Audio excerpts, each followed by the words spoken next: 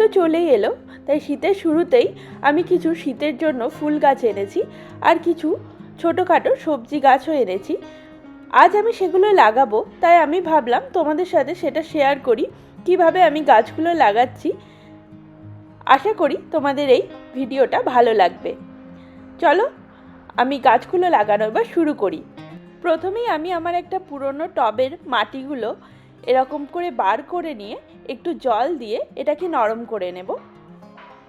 আমি এখানে পুরনো মাটিটার সাথে একটুখানি কম্পোস্ট মিশিয়ে নিচ্ছি। যেহেতু এটা পুরনো টব, তাই আগে থেকে এর মধ্যে ফুটো করা ছিল, আর আমি একটা এরকম খোলাঙ্কুচি এর মধ্যে দিয়ে দিচ্ছি।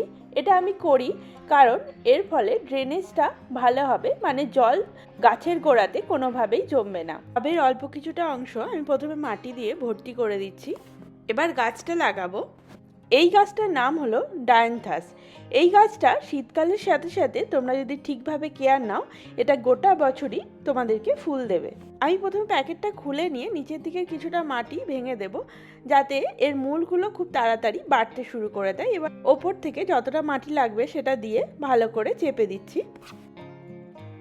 এবার অন্য গাছটা লাগানোর জন্য আমি একই পদ্ধতিতে মাটিটা তৈরি করে নিচ্ছি।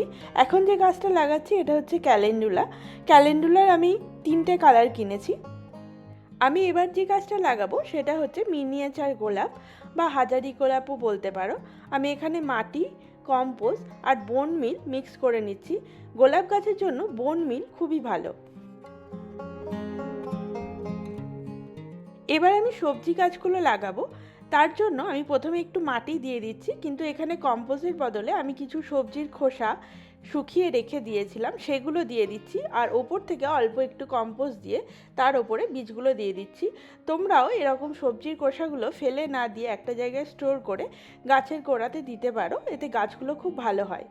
এরপরে আমি একটু জল দিয়ে ওপর থেকে এটা র্যাপ করে দিচ্ছি, যাতে একটা গ্রিন হাউস টাইপের ক্রিয়েট হয়। আর অল্প আমার কিছু গাঁদার বীজ ছিল, সেগুলো আমি আরেকটা টবের মধ্যে লাগিয়ে নিচ্ছি। ওই একইভাবে এটাকেও র্যাপ করে রাখছি।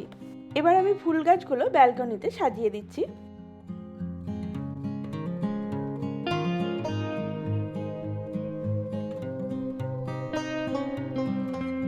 এবার টবগুলো একটু পরিষ্কার করে দিচ্ছি।